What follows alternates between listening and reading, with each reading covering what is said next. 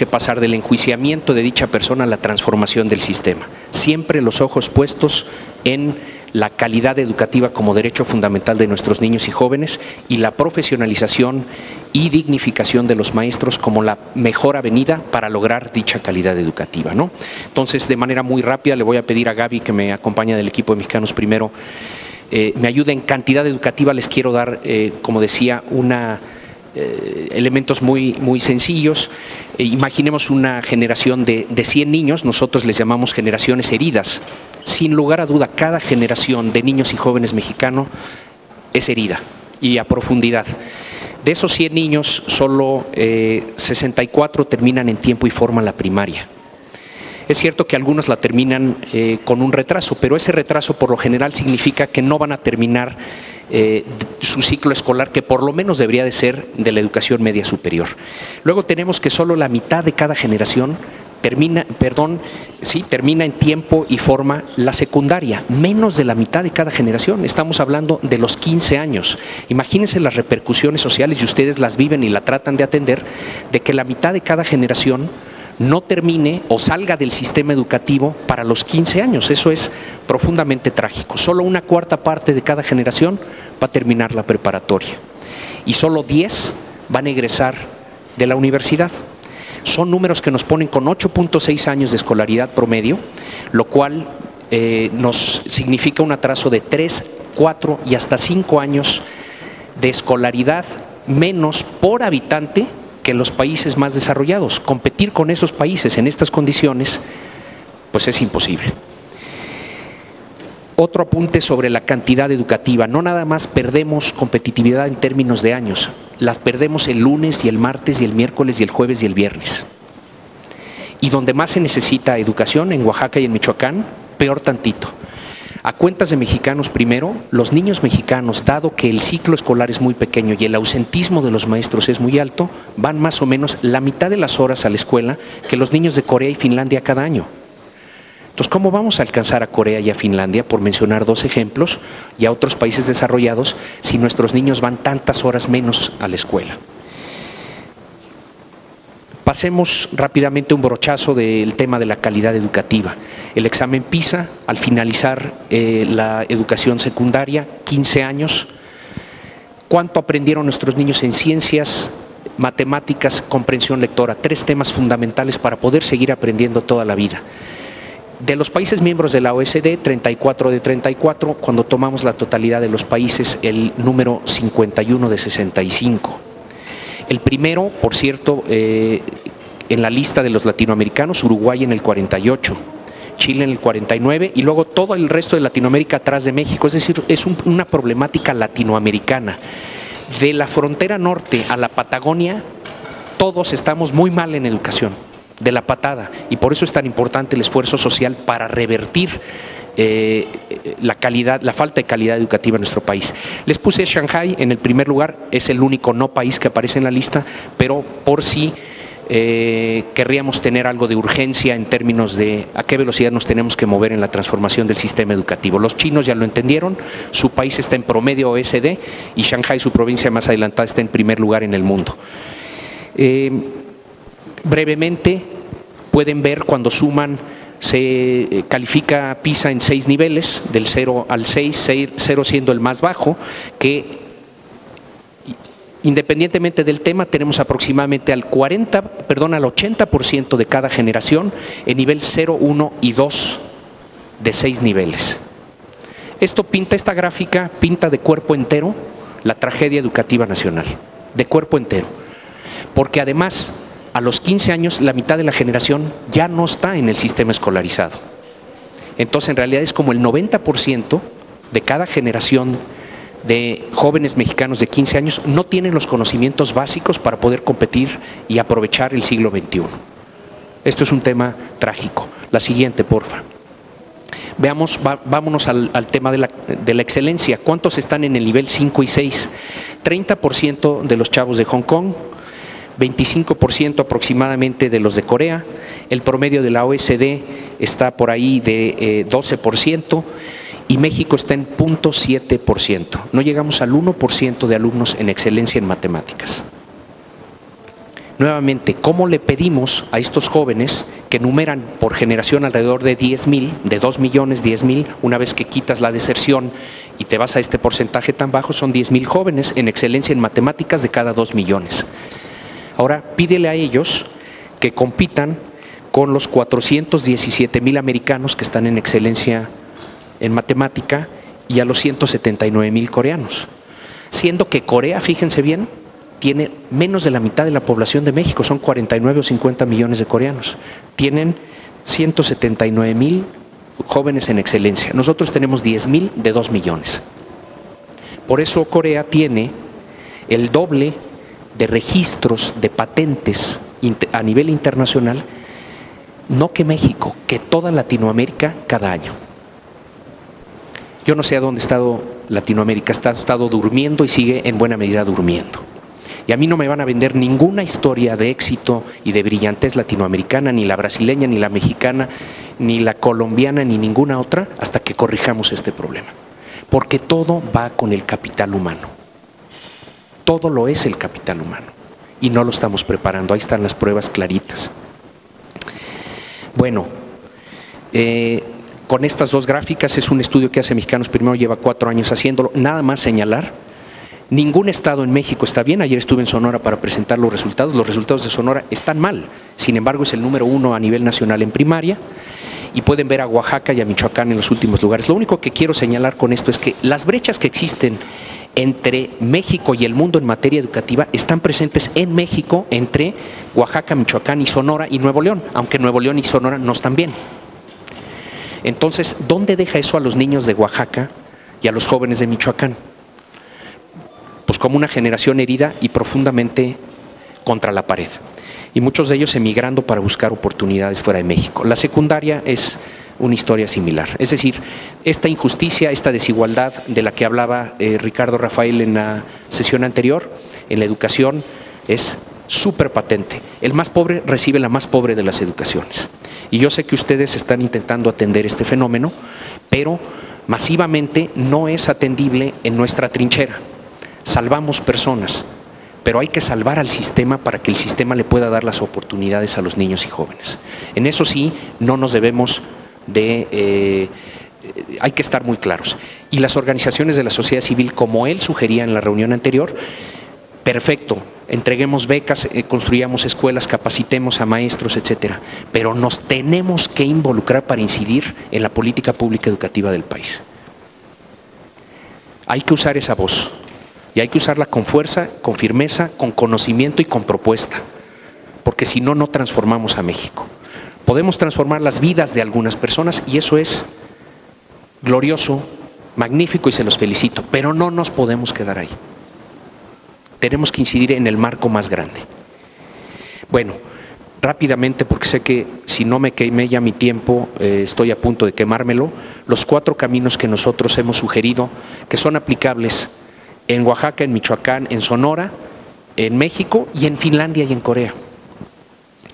La experiencia internacional y nacional nos dice que tiene que haber rectoría del Estado en materia educativa, en un marco, eso sí, democrático, de generación de consensos y de participación de la ciudadanía. Pero en México la educación sí no ha sido pública en muchos lugares. En Oaxaca no es pública la educación, está secuestrada por un grupúsculo de corruptos, muchos de ellos bandidos literalmente, que tienen ese estado de rodillas. Privatizaron la educación, hay que volverla pública de nuevo.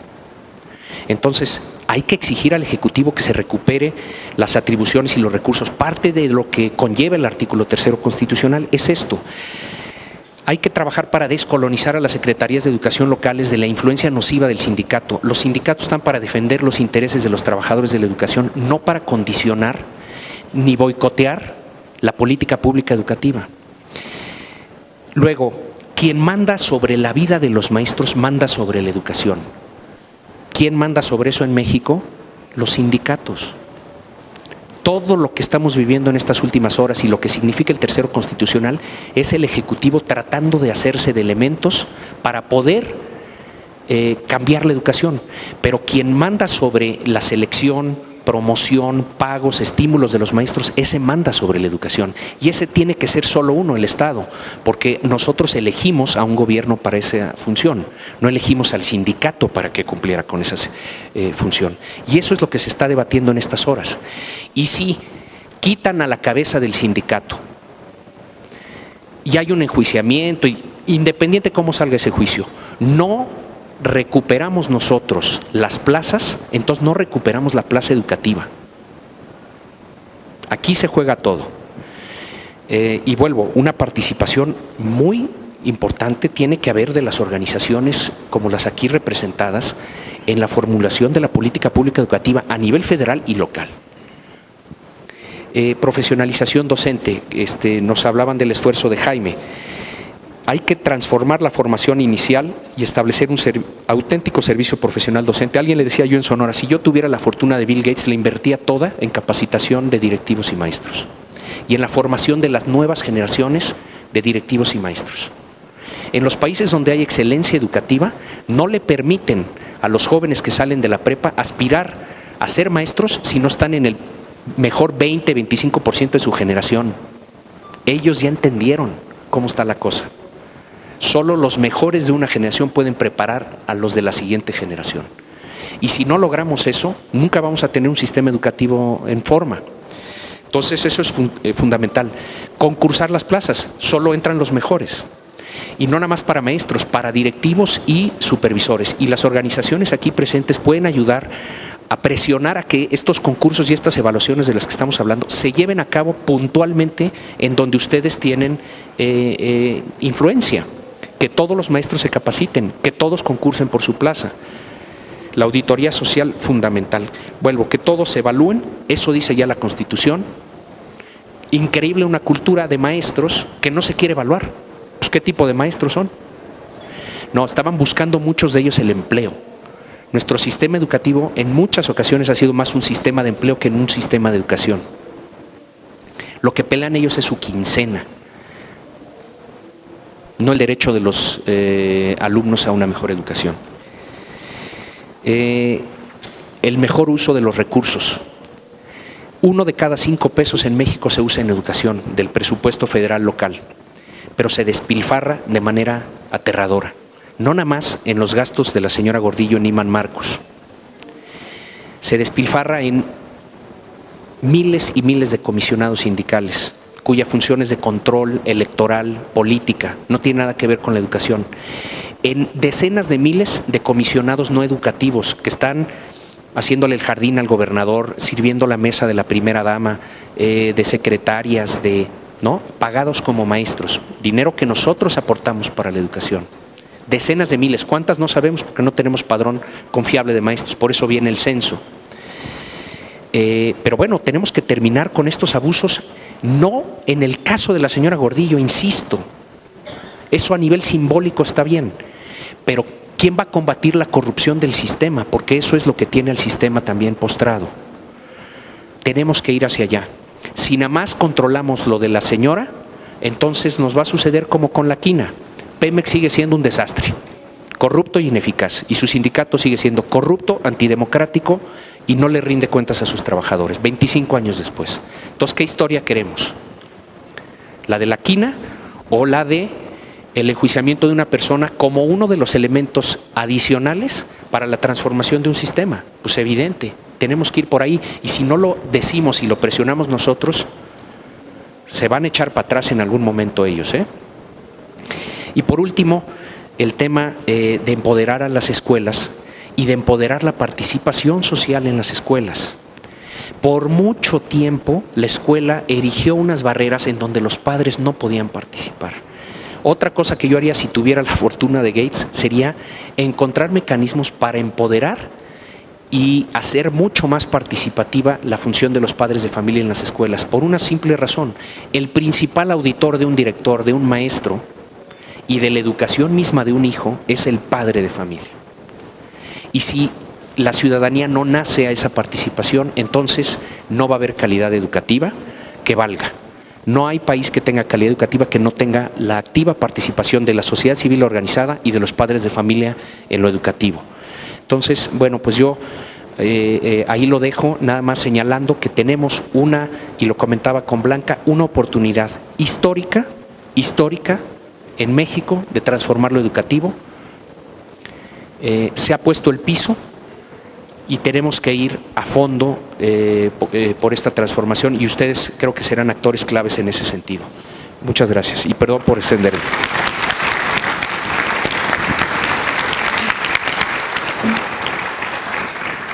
Gracias, Claudio. Sabemos que el tiempo es muy limitado y que, bueno, podríamos escucharte por horas. Muchas gracias. Bueno, pues yo les comentaba que había dos formas de estar perdidos. Uno, no saber dónde estamos, y otro, no saber hacia dónde vamos. Creo que ahorita Claudio nos habló de retos importantes y le quiero dar la palabra a Blanca para que nos hable un poco de hacia dónde vamos, qué cambios tenemos que hacer, Blanca. Muchísimas gracias. Primero que nada, la invitación a Pilar. Me da muchísimo gusto estar aquí compartiendo el panel también con Eduardo y Jaime y con Claudio, a quien quiero mucho y admiro mucho. Creo que es un ejemplo de lo que vamos a hacer desde la sociedad. Cosas que parecían imposibles están ocurriendo, y en mucho esto es el trabajo de organizaciones sociales, muy señaladamente Mexicanos Primero, que combinó, que es un nuevo tipo de organización social en general y particularmente en el ámbito educativo, que combina la generación de conocimiento, la sistematización de información, la propuesta, y no se queda, digamos, en la parte de la crítica, enfocado al ámbito de política educativa.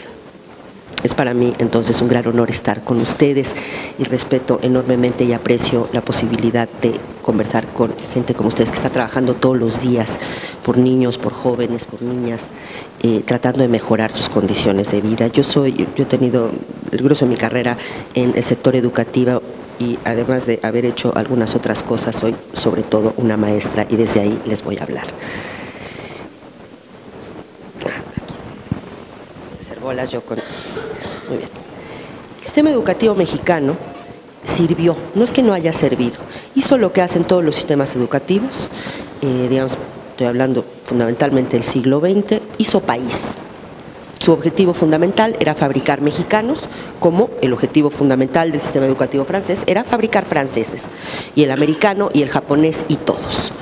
Eso sirvió para integrar el país. Nos permitió pasar de tasas de analfabetismo del 90% a tasas todavía muy altas, pero digamos muchísimo menores que eso. Ahora bien, eso que tenemos, que seguimos teniendo, sirvió, pero ya no funciona. Estaba fundado el sistema en la formación estandarizada, de ahí la idea de poner estas latas rojas todas igualitas. La idea era una formación estandarizada de sujetos homogéneos, pasivos, obedientes y poco responsables. Nos surge otra cosa. Necesitamos un nuevo sistema educativo cuyo objetivo central sea formar individuos libres y ciudadanos y ciudadanas activas y responsables. La estrategia central sin duda tiene que seguir siendo ampliar cobertura. No tendría que ser ya nada más eso, como en el esquema anterior, pero siempre cuidando la parte de alta calidad, equidad y pertinencia, tres áreas en las que el sistema educativo mexicano tiene tremendos déficits. Necesitamos la formación diferenciada de ciudadanos. Los niños y ustedes que están en contacto con ellos aprenden de manera distinta. Hay quien aprende moviéndose, hay quien aprende más visualmente, más auditivamente, más lento, más rápido. Necesitamos y aprovechar ahí las nuevas tecnologías para poder ofrecer una educación mucho más personalizada, para formar ciudadanos no solo de México, del mundo. Las perspectivas de muchos de nuestros conciudadanos es que van a vivir una parte de su vida en México, y probablemente empujados en algunos casos por la falta de oportunidades, y en otras por mejores oportunidades afuera, vivirán al menos una parte de su vida fuera. Y queremos ciudadanos que lleven la bandera de México en alto, pero que al mismo tiempo puedan ser parte activa y responsable de la comunidad en la cual les toque vivir en ese momento. Queremos gente creativa y responsable. Claudio ya nos hizo favor de presentar un poco las cifras del desastre en la parte de calidad, en la parte de rezago educativo. Quisiera compartir con ustedes algunas noticias adicionales sobre el nivel del desastre. Me voy a referir aquí, creo que no se ve nada, pero lo voy a platicarlo.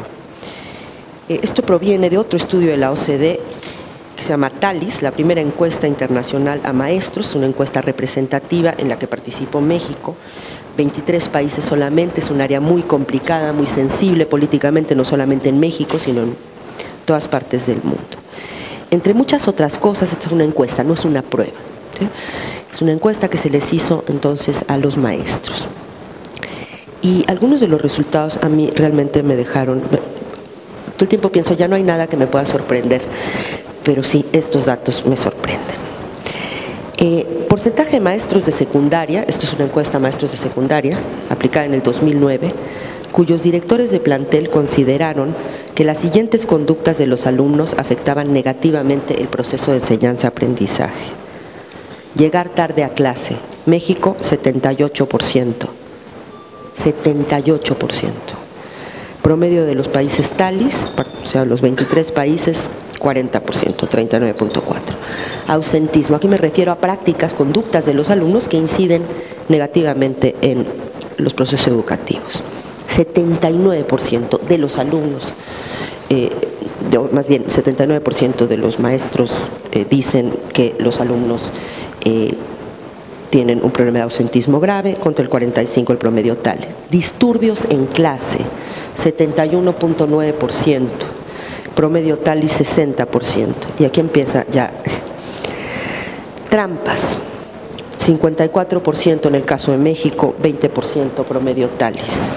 Vandalismo, 63.3% en México, 27% promedio TALIS. Robo, 56% en el caso de México, 15.3%. En el caso de TALIS, una anécdota personal, mi hija tiene la fortuna de ir a una muy buena escuela en la Ciudad de México, muy cara, por cierto, como es hija única, puedo darme ese pequeño lujo. Y le estaba comentando estos datos, mi hija tiene 11 años, y como buena hija única, pues le toca, ni modo, oír a su mamá con estas cosas. Entonces le dije, mijita, ¿cómo ves estos datos tan horribles? Y dice, ay mamá, ¿qué te sorprende? Nosotros en mi escuela nos dicen todo el tiempo que tenemos que guardar todas nuestras cositas en el pupitre y cerrarlo muy bien, porque cada día se roban cosas. Este es un problema generalizado, no nada más es un problema de las escuelas públicas. Robo, bueno, ya dije, intimidación o abuso verbal a los compañeros, 47% contra 16%, violencia física a los compañeros, 57% contra 15% del promedio TALIS. Ahora veamos las conductas de los docentes. Porcentaje de maestros de secundaria cuyos directivos consideraron que las siguientes conductas de los profesores obstaculizaban los procesos de enseñanza-aprendizaje. Llegar tarde a clase, 69%, contra promedio TALIS 15%. Ausentismo, 67%, contra 25%. Falta de preparación, esta es, que por otro lado es perfectamente consistente con los resultados de las pruebas que se les han aplicado recientemente a los maestros en México, 70% contra 24%. Tenemos realmente, o sea, la magnitud del desastre es realmente gigantesca. ¿Qué necesitamos? Esto es adicional a lo que planteaba ya Claudio en su excelente exposición y con lo cual estoy totalmente de acuerdo y suscribo. Quírenme quizá un poquito algunos de los aspectos pedagógicos. Primero, creo que necesitamos, con base en las cifras antes mostradas, una educación que promueva hábitos y prácticas basados efectivamente en los valores que decimos tener. A mi juicio, desde el punto de vista de prácticas y de valores, el mayor problema que tenemos es la esquizofrenia entre lo que dice el decálogo, el libro de texto, lo que decimos en los discursos, los que los profesores dicen y luego lo que hacemos efectivamente. No, hay que ser honestos, ¿no? Hay que ser puntuales, el profesor no llega, no hay que robar. Y bueno, pues, la líder de los maestros y muchísimos otros miembros del sindicato pues roban de manera consuetudinaria. Necesitamos una nueva relación maestro-alumno, eso ya lo decía Claudio, no voy a abundar sobre ello, excepto en decir, esto es el corazón de un sistema educativo. el acto del aprendizaje, el proceso a través del cual se produce o no se producen aprendizajes en el alumno, es el corazón del sistema educativo. Todo lo que hagamos, meter a la cárcel a la señora Albester, cambiar la forma en que se asigna el gasto, descentralizar o no descentralizar funciones, hacer el censo, todo tiene como sentido último incidir positivamente en el proceso enseñanza-aprendizaje. Necesitamos desarrollar competencias clave y aquí quiero insistir, aunque ya viene en el primer punto, cognitivas, desde luego tienen que saber, tienen que ser dueños de su lengua materna, cosa que hoy no ocurre para 50% de la población escolarizada de 15 años. También necesitamos atender muchísimo más las competencias denominadas no cognitivas, hábitos como por ejemplo la puntualidad, la disciplina, la constancia. Un sistema educativo en general basado en el mérito para todos, para maestros, para alumnos, para directivos. El objetivo eje del sistema educativo de la educación, así lo veo yo, a mí, no sé a ustedes, a mí la educación me cambió la vida, me parece que ese es el trabajo de la educación. En ausencia de la educación se impone el origen, la cárcel de lo que no elegimos. El grueso de los mexicanos, yo lo digo un poco de broma, irónicamente, no eligieron bien a sus papás, que hoy por hoy es la única decisión importante en términos de tus posibilidades de tener más educación, mejores oportunidades en la vida. Hoy el determinante básico de qué te pasa en el futuro es la ocupación de tu padre y la escolaridad de tu madre. Para romper esa cárcel, el instrumento que tenemos las sociedades, cualquiera, es la escuela, es la educación. Y tiene que ser ese su objetivo eje, darle alas a nuestros niños, liberarlos de la cárcel del origen, de manera que el origen no sea destino inevitable. ¿Cuáles son los principales retos, tal y como yo los veo? Ya los mencionó y no voy a abundar aquí en ello Claudio. Los arreglos político-institucionales vigentes, el hecho de que el coche de la educación nacional ha venido secuestrado con la complicidad y anuencia, desde luego, de multitud de gobiernos y gobernantes por el Sindicato Nacional de Trabajadores de la Educación, concretamente en su cúpula. La baja calidad de los directivos y los docentes. Sí, tenemos que dignificar y profesionalizar a la profesión. También tenemos que reconocer que hoy tenemos ahí probablemente el mayor reto operativo concreto. Tenemos un problema de calidad abismal. Tenemos todavía bajos niveles de participación y exigencia ciudadana. 70%, según las encuestas disponibles, de los padres de familia en México, a pesar de los datos del desastre, consideran que la educación que reciben sus hijos es buena o muy buena.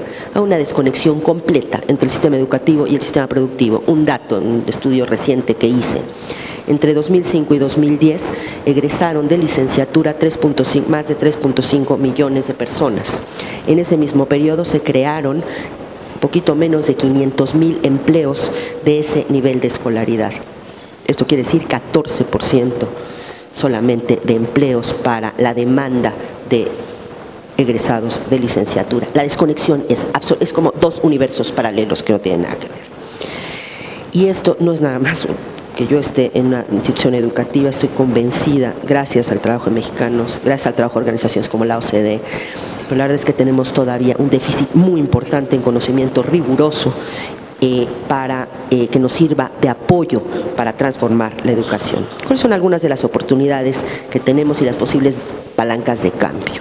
El proceso de reforma educativa en curso, al cual creo que nos tenemos que subir todos desde la trinchera en la que estemos, exigiendo, informándonos, una sociedad más participativa. Creo que para el caso de muchas de las organizaciones aquí representadas, el horario ampliado es una gran oportunidad. ¿Qué vamos a hacer con esas horas?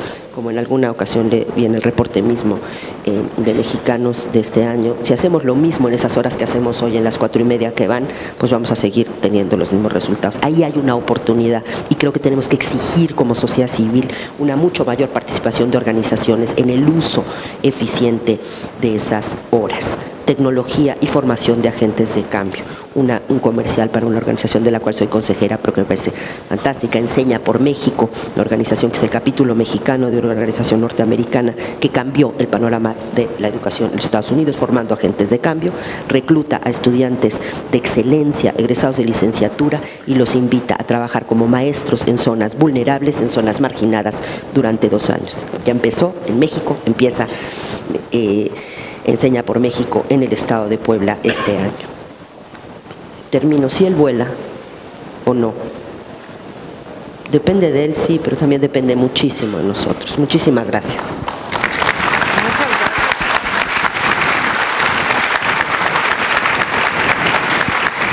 Muchas gracias a ti, Blanca. Bueno, ahora le voy a dar la palabra a Eduardo para que nos platique un poco de esta experiencia que vive la Rafael Donde dentro de las escuelas. Gracias. Gracias. Bueno, creo que se ha avanzado bastante en lo que dijeron y hay muchas coincidencias, por lo cual creo que podré ser bastante breve. Primeras acotaciones. Número uno, mis comentarios van en general sobre la educación básica en México y en el mundo, es decir, no es solo un problema de México, es del mundo. Se refiere a la educación impartida dentro de las escuelas, la educación es mucho más amplia que eso. Y se refiere a la perversidad y deficiencias del sistema, no a las personas. Y se refiere más bien a la generalidad, no a la totalidad. Como ya lo vimos con la presentación de Claudio y más ampliamente de Blanca, el avance, el desfase y el rezago es cada vez más grande. Tenemos las capacidades que ofrece el sistema o discapacidades, por lo que yo quisiera platicarles, cada vez están más alejadas de lo que necesita el mundo y de lo que están haciendo en otros países. Creo que eso es ampliamente reconocido. Ahí les pongo 3 gráficas para explicar un poco lo que sucede y lo que ha venido sucediendo. La tendencia del avance en el mundo, cómo ha avanzado la tecnología en 10 años, de manera impresionante, las necesidades de la economía global en 10 años, la interacción de los niños con el mundo tecnológico en 10 años, es vertiginoso. ¿Cómo han avanzado los modelos educativos en los países más desarrollados? Aunque han avanzado, realmente siguen con un modelo bastante similar al que existía hace más de 200 años. ¿Cómo está la educación básica en México? En general, estancada con altibajos.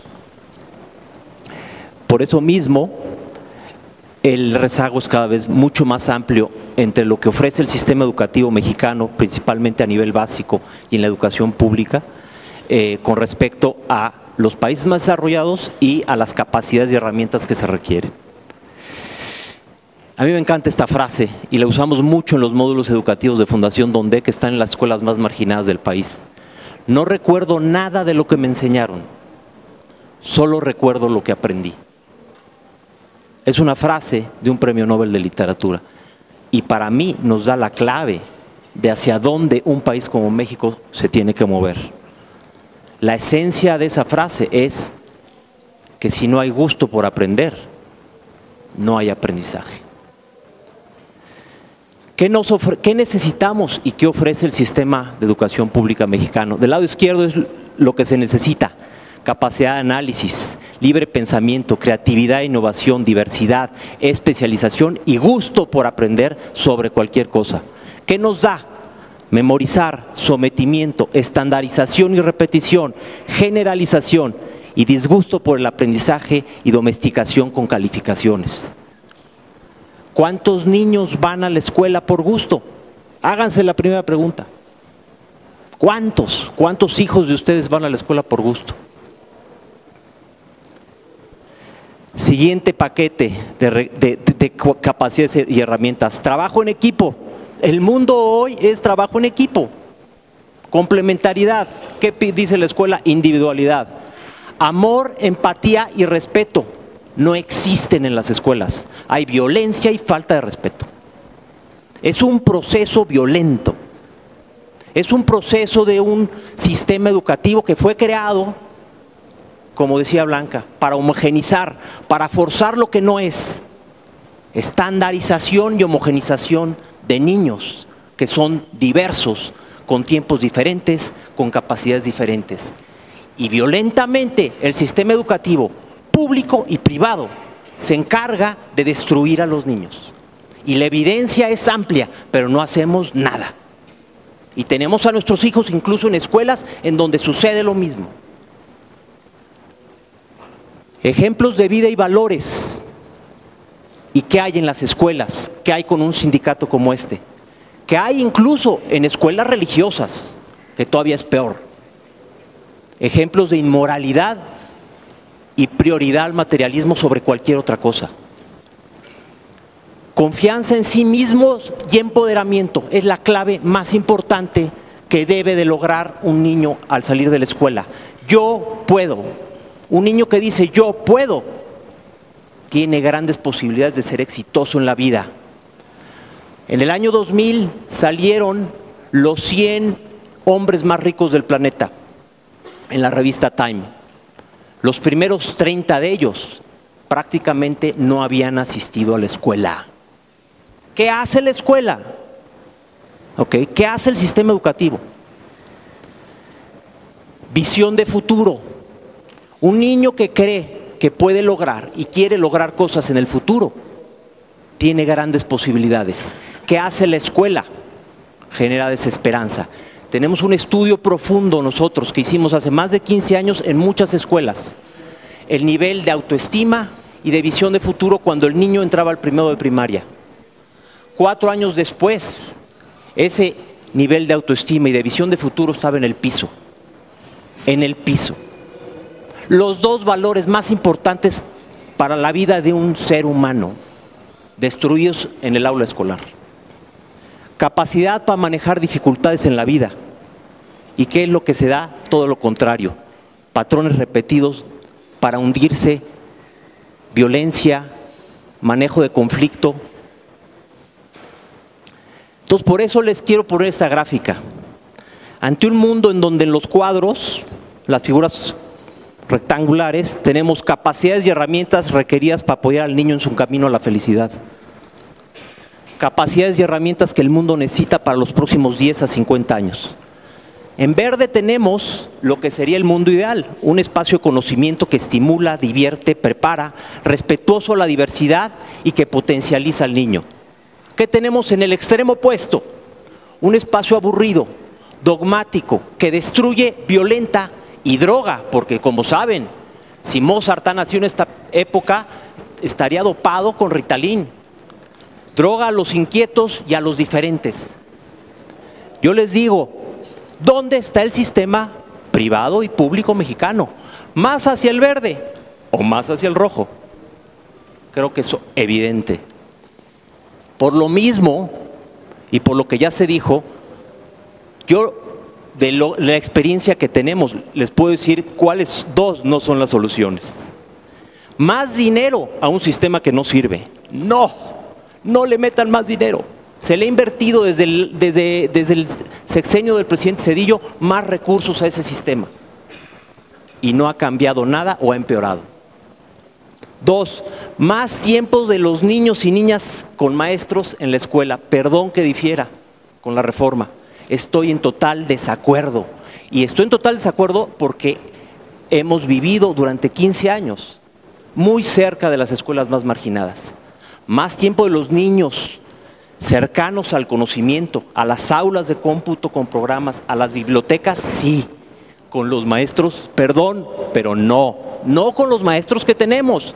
Si pudiéramos importar y clonar y enseñarles español a todos los maestros finlandeses y tener un sistema con maestros finlandeses, les diría, ok, vamos por esa. Pero en el sistema que tenemos, no. ¿Cuánto nos va a tomar preparar a los maestros que queremos que hagan una transformación? Muchos años. Necesitamos actuar ahora. Aunque se tomen esas medidas para cambiar, que son muy importantes y fundamentales, mi propuesta va hacia el corto plazo. También hay que hacer muchas cosas de mediano y largo plazo. ¿Qué ventajas tiene México? Tiene ventajas, debo decirlo, y muy importantes. Cuando tienes un sistema que más o menos funciona, puede dar miedo a hacer cambios. El sistema educativo francés, moverlo es un transatlántico y funciona relativamente bien. Puede dar miedo y lo mueven. ¿Cuál es la gran ventaja del sistema educativo mexicano? Que es un desastre, ¿ok? Siendo un desastre, ¿por qué tenemos miedo a cambiar radicalmente? ¿Por qué? No hay razón para tener miedo. No puede ser peor de lo que es. Así se los digo, No puede ser peor.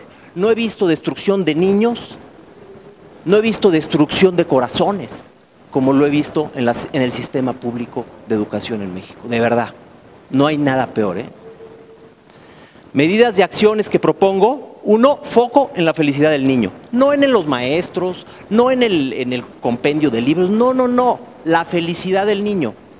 Foco ahí. Un niño feliz, un niño con el gusto de aprender, Nadie lo detiene con las tecnologías actuales. Hace 20 años estaba difícil. Con las tecnologías actuales, con toda la forma de acceder a estos de Khan Academy, donde se pueden meter y aprender lo más básico de matemáticas, de lo que quieran. Lo importante es felicidad del niño y gusto por aprender y accederle herramientas para que pueda hacerlo. Desregulación casi total de la educación básica. Una de las grandes barreras para la innovación de los privados es enfrentarse a la regulación de la SEP. No te dejan hacer nada, tienes que rellenar con un currículum desastroso. ¿Ok? ¿Cómo vamos a innovar? No hay forma. Reducir horas de clase con maestros y que pasen a ser tutores bajo un esquema voluntario. ¿Ok? Es decir, sí tiempo en la escuela, sí tiempo en las aulas, en los espacios de conocimiento, pero no bajo la guía de un maestro que tiene y está formando la forma en que no queremos. ¿Ok? Espacios de conocimiento digitales, biblioteca, controlados por comités de alumnos y con programas educativos atractivos. ¿Por qué? Por amplia experiencia, y lo paramos hace mucho tiempo, las aulas de cómputo las secuestran los directivos y los maestros. Y los niños tienen toda la capacidad para regirlas. Y también lo decimos por experiencia. Horas libres para estar en esos espacios, es decir, reducir el tiempo con los maestros al mínimo y que los niños pasen más tiempo en esos espacios. También se los digo por experiencia, un niño no destruido puede estar ahí. Inversión en cómo transmitir conocimiento a través de medios digitales, fondos y apoyos a la innovación educativa. Y finalmente, hace 4 años me encontré y platiqué con el jefe Lakota, de la tribu Lakota. Y me dijo, no se confundan, la educación más importante es la espiritualidad. Y no se confundan, el país más rico espiritualmente del mundo es México. Hay un potencial enorme ahí. Lo que nos falta es imaginación para poder trastocar y modificar un sistema educativo a una nueva era que incluye, sin lugar a dudas, la espiritualidad, para ver un niño íntegramente y no solo como un cerebro al que hay que rellenar y violentar. Muchas gracias.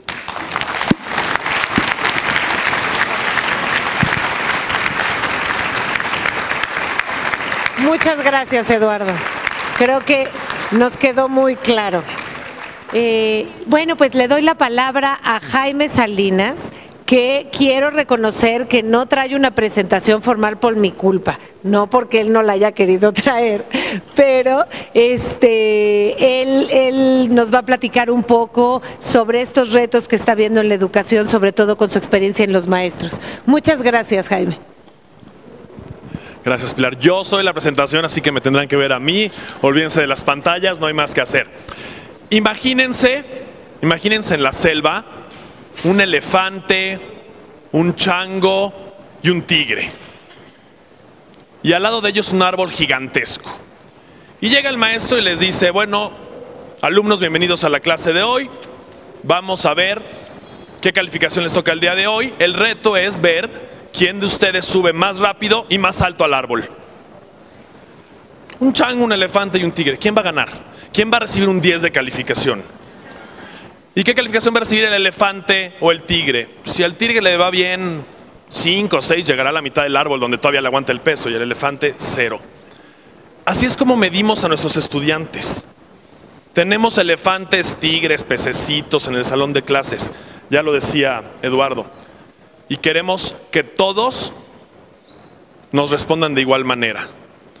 Ojo, yo no soy un gran creyente en PISA, ni en Enlace, ni en ninguno de esos exámenes, porque a pesar de que parecería que lo que buscan es ver cómo resuelven problemas los muchachos, a todos les ponen a resolver exactamente el mismo problema, cuando cada uno tiene diferentes capacidades, diferentes habilidades, diferentes formas de pensar, habilidades del pensamiento, como diría Howard Gardner, diferentes inteligencias.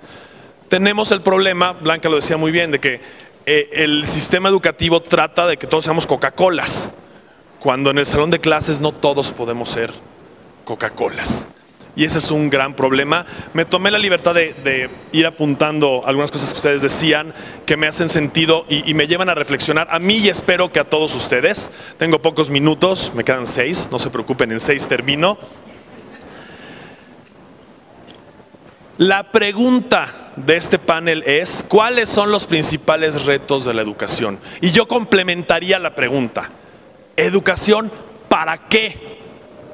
¿Para qué estoy educando? ¿Cuál es el sentido de educar? Entonces, dependiendo qué es lo que yo quiera hacer con esa educación, van a ser mis retos. Claudia decía un poquito, bueno, tenemos desventajas en la competencia a nivel global con otros países. Entonces la educación es para ser más competitivos. Podría ser que no. Blanca decía, para crear ciudadanos libres, activos y responsables. ¿Para qué? ¿Para qué soy libre? ¿Para qué soy activo? ¿Qué hago con esta libertad que logro obtener si me educan así? Me gustó mucho lo que comentaba Eduardo, donde decía que lo que necesitamos es capacidades y herramientas. Pero más importante aún, que los niños puedan decir, niños, adolescentes, yo puedo. Y me identifico mucho con eso. Eduquemos para que nuestros muchachos puedan decir, yo puedo, y es yo puedo cualquier cosa, lo que yo quiera hacer. Si logramos tener muchachos exitosos, que ellos se sientan exitosos, entonces el sistema educativo va a ser exitoso, el país va a ser exitoso, vamos a ser más competitivos, vamos a lo mejor a llegar a ser una potencia económica que nunca lo hemos sido, vamos a tener un aprendizaje significativo, que eso es lo que buscamos, que tenga algún sentido el aprendizaje. Si es de calidad, no es de calidad. Hablaba también Claudio un poquito de que esos exámenes miden la calidad de la educación. Otra vez, tenemos muchos genios en matemáticas. ¿Y de qué nos sirven todos estos genios en matemáticas? Los pocos que genera México se van a otros países porque aquí no hay oportunidades. A mí nadie me garantiza que si subimos el nivel de PISA o de enlace, eso va a generar oportunidades adicionales.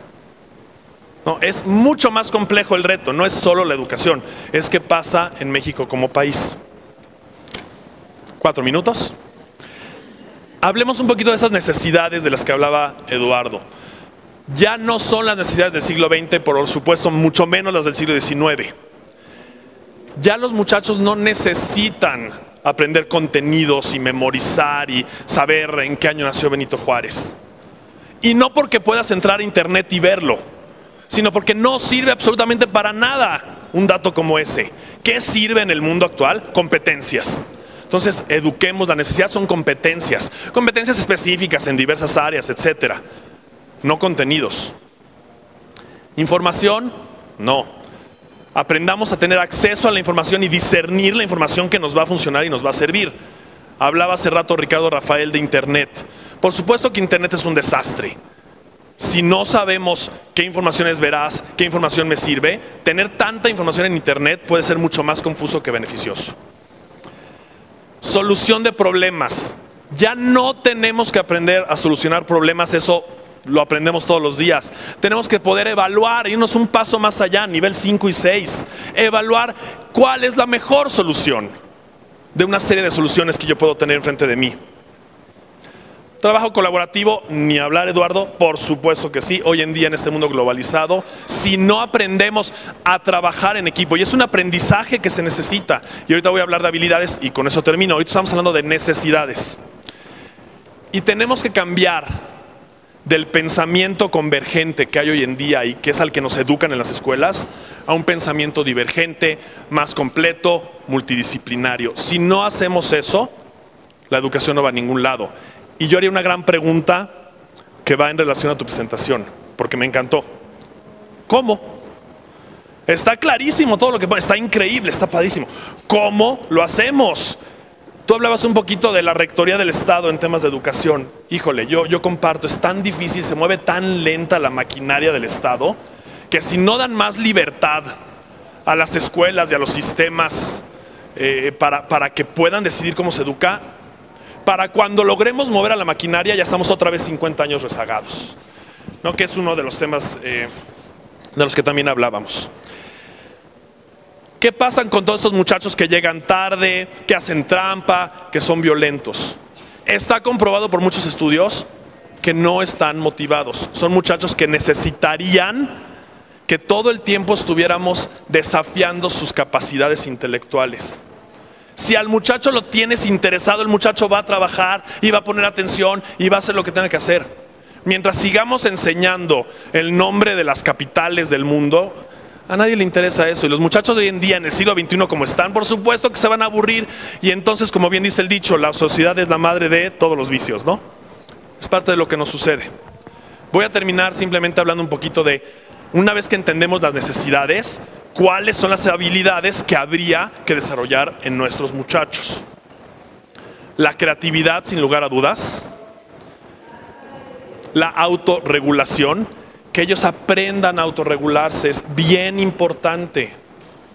Incluso en el tiempo que dedicamos a hablar en un panel, hay que saber autorregularnos. No, nadie se sienta, por favor, aludido, ¿eh? No. Desarrollo de habilidades del pensamiento, metacognición. Hablaba con la directora de Desarrollo Institucional de ORT, me decía, es que los muchachos no aprenden a pensar. No se les enseña a pensar y por supuesto no aprenden a pensar. Si no les enseñamos a pensar, no vamos a llegar a ningún lado. Análisis, es bien importante, lo comentaba Blanca también. Solución de problemas reales. También creo que lo comentaba Ricardo Rafael hace rato. Qué bueno que yo distingo y sé sumar 3 más 4, pero cuando llego a la tiendita y me dicen que un chocolate vale 2 pesos y quiero 4 chocolates y ya no sé cuánto tengo que dar, doy 10 pesos, ¿cuánto me toca de cambio? Si no le enseñamos a los muchachos a aprender a resolver problemas de la vida real y no problemas académicos, que ninguno de nosotros nos acordamos. Si yo les pongo ahorita una ecuación de segundo grado en el pizarrón, nadie o el 90% de los que estamos aquí no lo vamos a poder resolver. Y todos aprendimos en tercero de secundaria a resolver ecuaciones de segundo grado. Y no nos sirve para nada. Como decía, no sé qué fue lo que me enseñaron, solo recuerdo lo que aprendí. Y recuerdo lo que aprendí porque me interesó aprenderlo. Y todo lo que no me interesa se me va a olvidar. Y se me va a olvidar al minuto del salir del examen, o al día, o a la semana. Y eso está comprobado. Creo que tenemos muchos retos, el tema es complejo, no hay una sola solución. Lo que me da gusto es ver que todos estamos de acuerdo en que algo se tiene que hacer y se tiene que hacer rápido. Y no lo podemos dejar solamente en manos del Estado, mucho menos en un grupo de instituciones de asistencia privada como el que tenemos aquí, dedicadas al rubro de la educación, y que cada uno de nosotros hoy en día ya está haciendo algo. Hay que hacer más sinergias, hay que unir esfuerzos y hay que echarle muchas ganas. Gracias.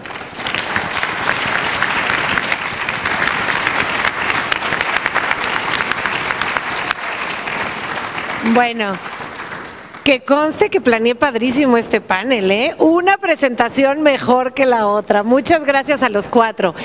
Sí estamos sobre el tiempo y me gustaría solamente retomar una pregunta que habíamos puesto y que creo que es muy importante para ustedes y darles 2 minutos a cada uno para contestarlos, que sería, ¿qué retos considera que tienen las IAPs que dan educación privada no lucrativa a niños de nivel preescolar, primaria y secundaria? ¿Qué acciones concretas creen que deben de cambiar? Si les parece bien, empezamos en el mismo orden.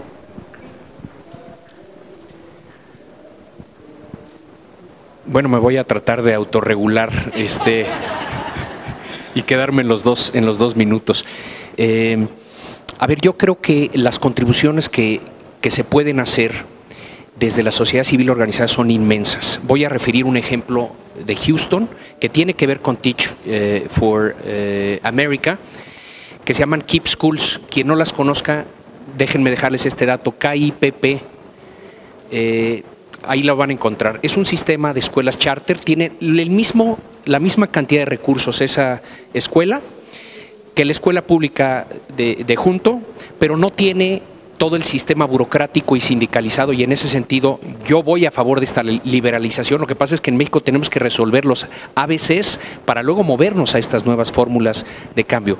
Pero un señor Feinberg, que fue a dar clases terminando la carrera a escuelas en Houston, se dio cuenta que los González y los Valdés y los Zamoras de ese lugar, que son idénticos a los que están del otro lado de la frontera, no tenían la oportunidad de ir a una escuela como la que merecían, una oportunidad como la que merecían de aprender. Ahorita están mandando estas escuelas, después de 15 años, ya hay 150 o 160 escuelas KIPP en Estados Unidos, sobre todo en Texas y en Nueva York.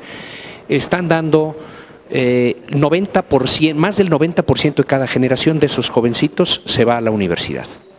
Y muchos de ellos están terminando. En el auditorio se pueden ver los banderines de las universidades, Harvard, Princeton, Universidad de Texas, Universidad no sé qué, pero más del 90% de esos jóvenes son los mismos que los de este lado, que tienen magníficos directivos escolares, extraordinarios maestros con muchos de los elementos que nos han estado comentando Blanca, Eduardo y Jaime en la práctica. Van 7, 8 horas a la escuela esos niños todos los días. Yo estoy de acuerdo con Eduardo que más horas del tipo que tenemos no es una solución, pero más horas con magníficos maestros y directivos escolares, por supuesto que es la solución, porque hay niños enfrente de magníficos maestros, directivos y tecnología y estímulos de todo tipo que están yendo a la escuela 7, 8, 9 horas, 9 igual y es una exageración, pero 7, 8 horas diarias. Entonces, sería poner en una desventaja, yo siento, a nuestros niños no hacerlo así. Bueno, les ponen, hablando de expectativas, me encantó también lo que comentó Eduardo en este sentido, a los que están arrancando ahorita, son 12 más 4, 16, les ponen 2028 en su camisita. ¿Qué quiere decir eso? Ese es el año en el que tú te gradúas de la universidad y lo tienen el primer día de la primaria. Y hay un pacto con los padres de familia, con los alumnos y los directivos escolares, pero está redactado y hay que cumplir con todas las normas de ese pacto, y el resultado de esta conjunción, magnífico director, pero magnífico. La escuela que yo conocí, por cierto, la directora era mexicana. Magníficos maestros, pacto entre los padres, los directivos y los alumnos, y un esfuerzo adicional, porque a mí, vamos siendo claros, sin un gran esfuerzo esto no va a salir adelante. Tú conjuntas eso y tienes al 90% de la generación yéndose a la universidad en Estados Unidos. Y son los mismos que los de acá. ¿Qué ha sucedido? Y con esto ya le fallé a la autorregulación. Y con esto termino. Las escuelas KIPP tienen los resultados más destacados de Houston. A los niños los eligen por sorteo para que nadie les diga que agarraron a los mejores niños de una generación y por eso están llegando a la universidad. Por sorteo. Todas las escuelas públicas, los padres de las escuelas públicas de Houston quieren mandar a sus hijos a una escuela KIPP. Está encuestado. Está encuestado. ¿Qué ha sucedido? Además no usan, como decía, un centavo más que la escuela pública de junto. Deliberadamente, para que no se diga que es porque invirtieron más lana en los niños. Y sin embargo el resultado, en una lleva el 25%, se van a college, y en el otro el 90%. Entonces sí se puede hacer, ahí está el futuro. Yo lo visité hace 2 semanas, exactamente estuve en Houston para verlo. Pero lo que es increíble es que estas escuelas KIPP en Houston están empezando a contaminar de todas estas buenas prácticas a las escuelas públicas de Houston. Porque las escuelas públicas ya les dolió 2 cosas muy gacho. Primero, como son escuelas charter, $100 millones del dinero que antes iba a las escuelas públicas, ahora se va a las escuelas charter. Y quieren ese dinero de regreso. Pero saben que no pueden argumentar ante las autoridades que regrese el dinero si no mejoran las prácticas y los resultados.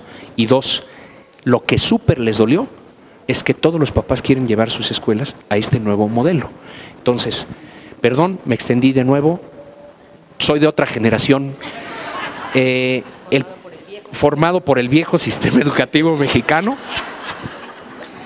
ese de la memorización, ese horrible, todo ese es en el que yo estuve, pero el punto básico es el gran reto de IAPs como las de ustedes, como lo que está haciendo Eduardo, como lo que está haciendo Jaime, como lo que hace Únete, como lo que hace Bécalos. El gran reto es que eso sea expandible, se cunda, para que llegue a muchos, porque hay 25 millones de estudiantes en los niveles de básica y media superior en México. y no les podemos nada más llegar de a 1000 en 1000 y de a 5000 en 5000. Hay que encontrar los mecanismos para que su ejemplo cunda, llegue lejos. Perdón.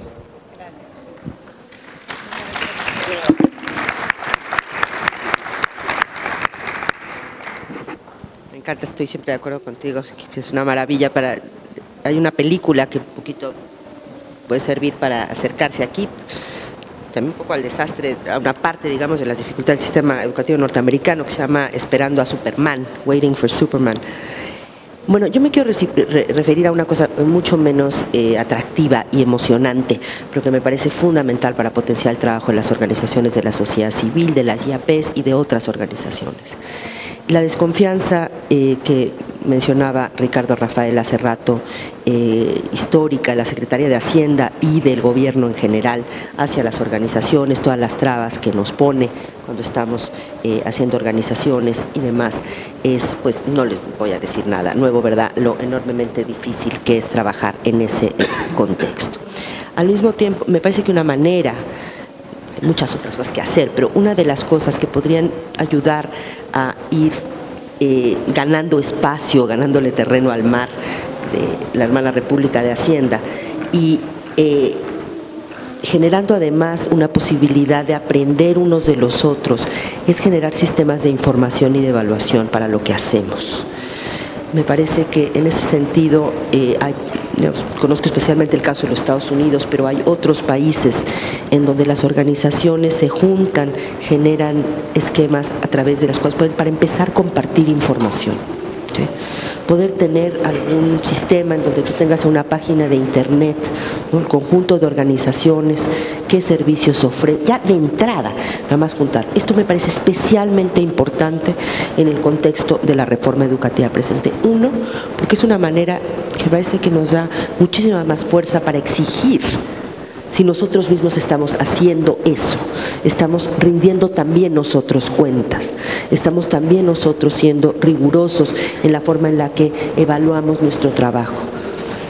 A mí me ha pasado, yo creo que a todos, de repente tenemos muy buenas ideas o muy buenas intenciones, pero no tenemos claridad con respecto a cuánto impacto estamos logrando tener. Creo que en la medida en la que profesionalicemos esa parte de nuestro trabajo, se potenciará el efecto y podremos además compartir experiencias, aprender unos de los otros. La sociedad civil en México es, digamos, una construcción reciente, con algunas honrosas excepciones, es todavía pequeña, nos falta mucho, pero yo creo que hay cosas que hacer ahí nosotros, entre nosotros, que podemos hacer para compartir experiencias y para tener una base de información más robusta que nos permita tomar mejores decisiones para lograr lo que queremos lograr, que es afectar para bien la vida de los niños. Y simplemente creo que esto, en un contexto en el que el horario extendido viene ya para 40,000 escuelas, ¿sí? Las más necesitadas, las que atienden a población más vulnerable. Yo coincido con lo que aquí dice, o sea, efectivamente, si nada más hacemos lo mismo, no es una buena idea. Pero por otro lado también hay que tener en cuenta que tenemos al 50% de la población, digamos, en condiciones de pobreza, que una parte significativa de la población del país viene de familias unifamiliares, mujeres que trabajan, que no tienen en dónde dejar a sus niños, que los amarran a los muebles. Entonces también hay que hacernos cargo de eso, ¿no? Entonces está, y coincido otra vez con Claudio, y coincido como en el ideal de mucho de lo que acá se planteó, pero hay cosas de las cuales también nos tenemos que acercar. Entonces yo sí creo que necesitamos más horas en la escuela, pero tendríamos que tener una mucho mayor participación de las organizaciones, justamente para no dejarlos en manos de maestros que no están bien formados. Y para eso, el poder tener un catálogo de organizaciones podría ser enormemente útil. Muchísimas gracias. Gracias, Blanca. Les pido que si alguien quisiera hacer una pregunta, nos las pase por escrito y con mucho gusto, si nos da tiempo, las resolvemos. Gracias. Ahí tienen tarjetas.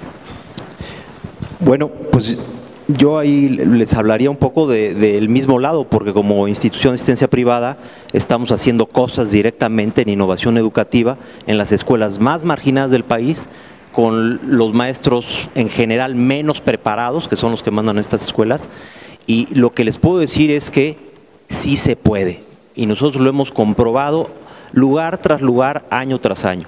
Entonces, en ese sentido, ¿cuál es mi mensaje? Es que no tengamos miedo a cambiar, no tengamos miedo a revisar lo que hemos venido haciendo durante años y años como institución, ¿ok?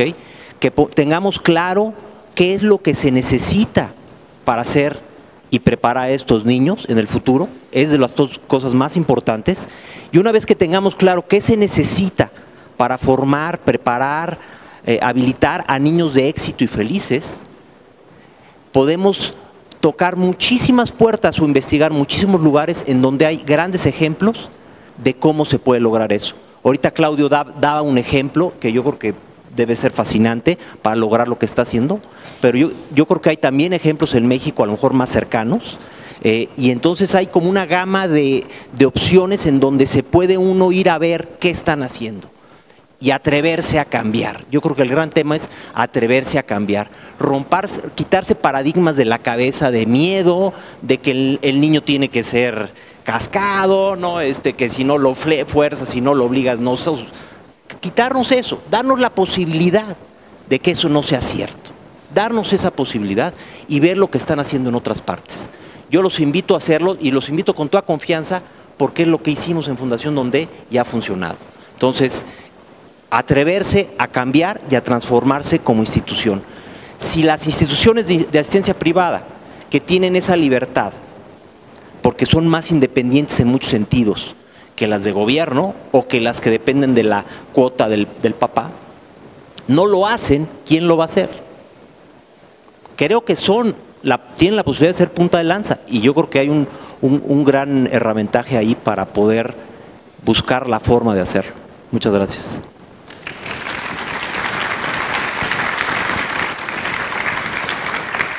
Eduardo, a veces no es miedo, a veces es desidia, a veces es más fácil quedarme en lo que estoy que cambiar. Hay mucha resistencia al cambio y de repente es, bueno, ¿para qué?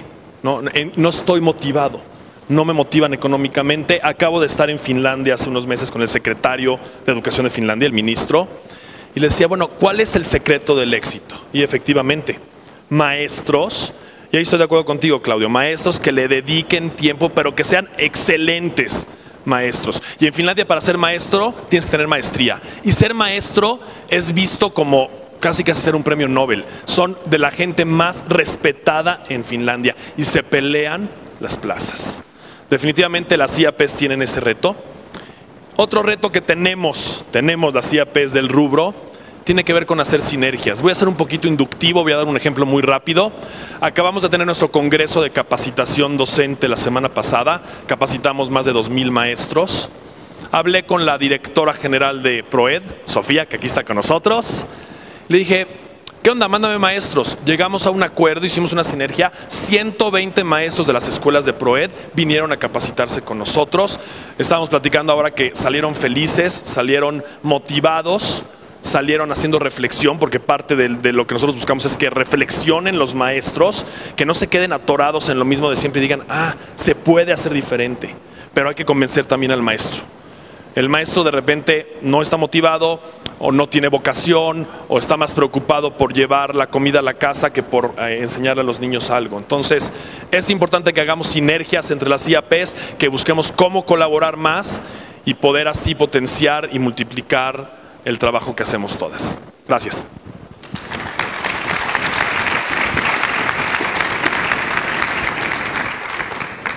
Pues tenemos muchas preguntas. Trataré de leer algunas. La reforma educativa debería de complementarse en una reforma a los medios de comunicación. Coincido con Eduardo. Lo primero es que el niño se conozca a sí mismo y ahí entra la espiritualidad. No aprenderse de memoria un catecismo. Del conocimiento de sí mismo viene la autoestima. Gracias, Tere. La educación en los primeros años de vida es fundamental. Se las voy a leer y cada quien retome las que quiera contestar, por favor. entonces la de la reforma educativa, la de los primeros años de edad. Eduardo, muy motivante presentación, gracias. ¿Cómo hacer una reforma educativa sin maestros?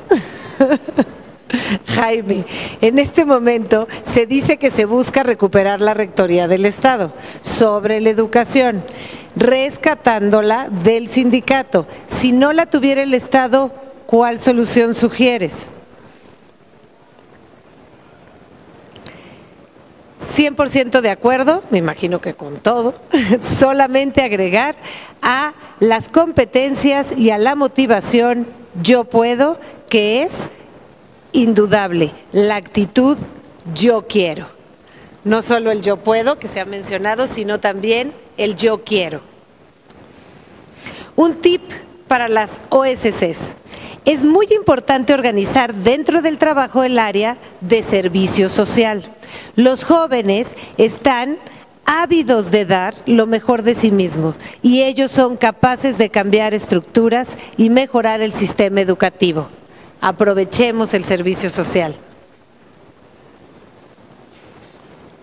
¿Qué papel juegan los padres de familia en un nuevo modelo ideal de educación?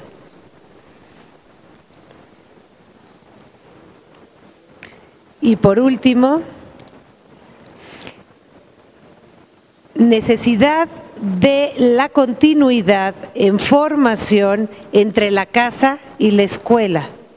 Eficiencia, eficientar la capacitación de los maestros, pero también mejorar su remuneración. Bueno, disculpo a Blanca que se tenía que ir porque estaban planeados los tiempos diferentes y venimos con retraso, y agradezco muchísimo a los panelistas y les voy a pasar el micrófono a cada uno para responder las preguntas que ya leímos.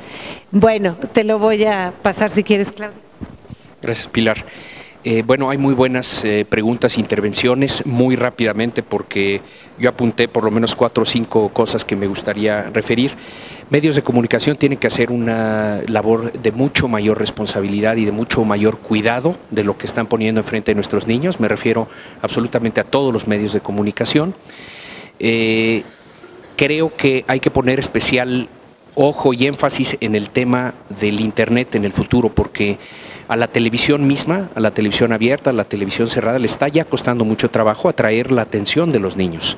Es decir, ese es un lugar y es muy complicado o imposible en algunas ocasiones regularlo debidamente. Entonces, también el trabajo de los padres, y me refiero a algo de lo que se comentaba aquí, la vinculación casa-escuela, el trabajo de los padres y de la escuela misma para que se ayude, como ya comentaban Eduardo y Jaime, a que el alumno pueda discernir qué sí debe de utilizar y qué debe de desechar. Eso es fundamental. En regreso a la palabra autorregulación, en esta capacidad de autorregulación basada en una persona que se tiene confianza, yo creo que es fundamental, porque ya digamos, antes hablábamos de 1, 2, 3, 4 medios, ahora ya es absolutamente infinito, ¿no?, a lo que pueden acceder los niños, y eso solo va a crecer.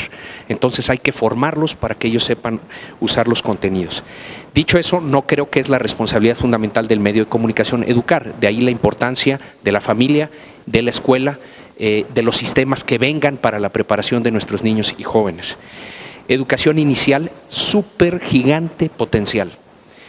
Lo conozco muy poco, lo vamos a empezar a estudiar en Mexicanos Primero, nos hemos concentrado primaria y secundaria y prepa, universidad y inicial lo hemos dejado, nos vamos a ir a inicial, porque yo creo que los niños tienen un potencial gigantesco, y si son estimulados y si reciben la nutrición y los cuidados y el afecto en la etapa inicial de su vida, otra es su curso, y hay que adentrarnos fuertemente en ese asunto y atenderlo.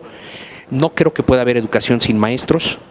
Igual y el maestro presentado de una manera distinta, como en CAN, como un tutor, como un facilitador del contenido electrónico, pero tiene que haber maestro. Y tiene que esta interacción entre el alumno y el maestro es fundamental para la educación. No creo que lo podamos realmente borrar. Tema de rectoría, nada más rápidamente decir, no es que yo crea mucho en el Estado, pero es que está todo tan torcido y los incentivos están tan equivocados que tenemos que corregir esos ABCs y luego de ahí partir, dije siempre, en un esquema de participación democrática. Nosotros hemos hecho valer nuestra voz y todos en las organizaciones sociales tenemos que hacer valer nuestra voz para que no sea la política pública establecida en lo oscurito como se hizo antes entre el sindicato y un burócrata y luego ya nada más era el sindicato. No, nos tenemos que meter todos. No creo en la rectoría, no creo que el Estado debe ser el mandamás, no. Creo que tiene que recuperar elementos para que todos podamos incidir en la política pública. Servicio social, increíble. Teach for America se creó en ese concepto. No es tanto servicio social porque les pagan. Yo creo que a los jóvenes que tengan el deseo de trabajar en lo educativo hay que pagarles. El servicio social, mi experiencia no ha sido la mejor, pero quizá no hemos sabido motivar a los jóvenes. Ahí lo dejo y mil gracias. Muchas gracias, Claudia. Bueno, Eduardo, para terminar. Bueno, rápidamente, los primeros años, lo más importante. Nosotros, incluso como fundación, solo atendemos a niños desde que nacen hasta los primeros 12 años. No hay nada, no hay periodo más importante, incluso el más importante es desde que nacen a los 7 años, ¿no? Y no necesariamente en los primeros años una educación formal aquí con libros, ¿no? Obviamente no, pero obviamente una serie de estímulos acordes a la edad que están viviendo sin presión ni estrés. ¿Cómo hacer una reforma educativa sin maestros? Bueno, pues yo justamente lo que digo es menos tiempo con los maestros, ¿okay? Más tiempo los niños cerca de los espacios de conocimiento, por lo menos de estos maestros, ¿no? Porque no tienen las capacidades para transmitir lo que queremos. Entonces, en ese sentido, yo creo que pues no debe haber formas y fórmulas de que acepten dar menos clases y estar más tiempo en su casa. No, creo que será posible. Y que dejen a los niños más tiempo en el aula y más tiempo en la biblioteca, aprendiendo y aprendiendo entre ellos. Sé que no es fácil, pero hay que empezar y yo creo que hay que presionar al gobierno a que dé espacios para que las escuelas privadas puedan innovar y hacer cosas diferentes como esas. ¿Qué papel juegan los padres de familia? Yo les diría, por experiencia propia, en escuelas de clase media y alta son un obstáculo a la reforma educativa. En escuelas más marginadas, en donde la calidad es tan pobre, se nota muy rápido la diferencia y son un apoyo a la reforma educativa, a un cambio de modelo educativo. Entonces, básicamente esos son mis comentarios. La verdad que ya no tengo nada que agregar con lo que dijeron. A lo mejor un ejemplo sobre padres de familia y que son un obstáculo. Yo tengo hijos chicos en la escuela y de repente veo la mala influencia que puede ser un compañero en mi hijo por lo que aprende en su casa. Entonces hay que luchar contra los padres de familias de otras familias que no educan igual, contra la escuela por cómo educa y contra el maestro que no está bien preparado. Yo creo que el maestro no es malo, pero el maestro que nosotros tenemos es malo.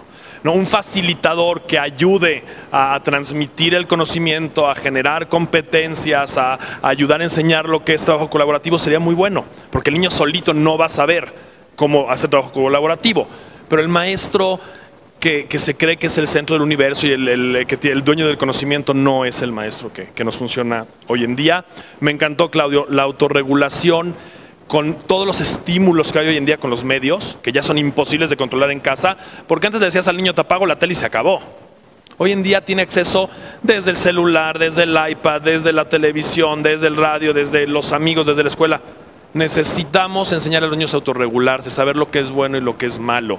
Tratar de bloquearles la pornografía o sitios que no nos gustan es imposible. Lo único que hacemos al negárselos es que traten de buscarlo por otro lado. Mejor enseñémosles a discernir entre lo bueno y lo malo. Reforma educativa, dejamos el tema para otro día. Solución, bueno, me gustó también lo que dijo Claudio. No es el Estado es rector de la educación. Hay que recuperar un poquito el control de la educación, ciertamente, pero entendiendo que no la recupero para volverme ahora yo dictador como el Estado, sino para ser más democrático, para que haya participación ciudadana. Mi preocupación en ese sentido es cuánto nos va a llevar a hacer eso. Gracias.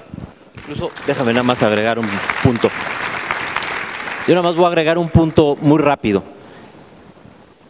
lograr lo que hemos logrado en los módulos educativos es un gran reto. Los niños tienen la elección de ir o no ir a pasar 2 o 3 horas en la tarde al espacio de conocimiento de los módulos educativos. Y los módulos educativos están llenos. No cobramos para que el papá no presione a que vaya a aprovechar. Y no hay obligatoriedad, y están llenos. Niños de 6, 7, 8 años, gustosos por aprender. Lo único que les puedo dejar como mi último mensaje es: los niños quieren aprender. Quieren aprender. Es cosa de darles los espacios. Gracias.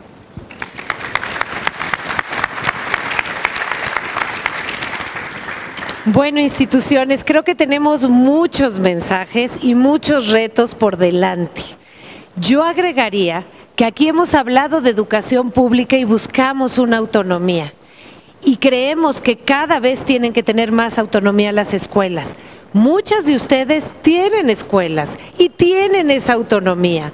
Aprovechen que ustedes son los que toman las decisiones y saben qué director tienen, cómo capacitan a sus maestros, qué metodologías les acercan a sus niños, qué están trabajando. Entonces, sí tenemos una responsabilidad muy grande como organizaciones porque nosotros sí tenemos esa autonomía, por un lado. Y retomar lo que ya les dijeron aquí. Claudio dice, innovación, innoven, aprovechen la tecnología. Tenemos que aprovechar todo lo que tenemos ahorita a través de las tecnologías, porque nuestros niños vienen, pero con una velocidad tremenda. Blanca les decía, rendir cuentas. No podemos pedir a la educación pública que rinda cuentas si nosotros, la educación privada no lucrativa, no estamos rindiendo las cuentas adecuadas. Y retomo, conozcan lo que está haciendo los módulos de donde, porque realmente es una experiencia maravillosa y yo creo que todos tenemos muchísimo que aprender. Y aprovechemos los congresos de ORT y mandemos a todos nuestros maestros. Esta vez nos dieron becas para ir y ustedes no saben lo que fue ese congreso. Trajeron hasta el Premio Nobel de Física. En verdad, fue un súper congreso y para los maestros el simple hecho de venir a México, los que vienen de fuera, del simple hecho de estar 3 días en el Hotel Marquís y escuchar y tener esos talleres, les cambia su manera de enseñar. Entonces, quiero agradecer a los 4. Muchas gracias por su participación. Les vamos a dar un pequeño reconocimiento de parte de la Junta por estar con nosotros y muchas gracias a todos ustedes por estar con nosotros. Le pedimos a la licenciada Angélica Aro entregar los reconocimientos, por favor. Es la directora de programas asistenciales de la Junta.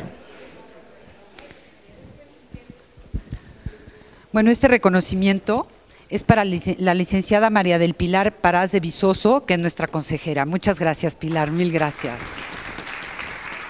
que está el foro muy... ¿Cómo nos los das? ¿Nos quedamos acá arriba? Pues sí, si no se pasa, ¿qué hacemos? Pues sí. Este reconocimiento es para el doctor Claudio Javier González Guajardo. Mil gracias, Claudio. Perdón. Amigable. Y este reconocimiento es para el maestro Eduardo Dondé de Teresa. Mil gracias, Eduardo.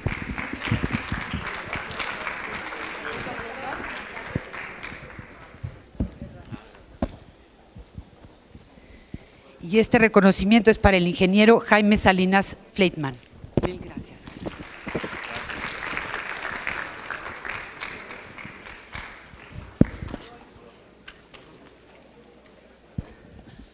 Los invitamos a pasar al comedor, a la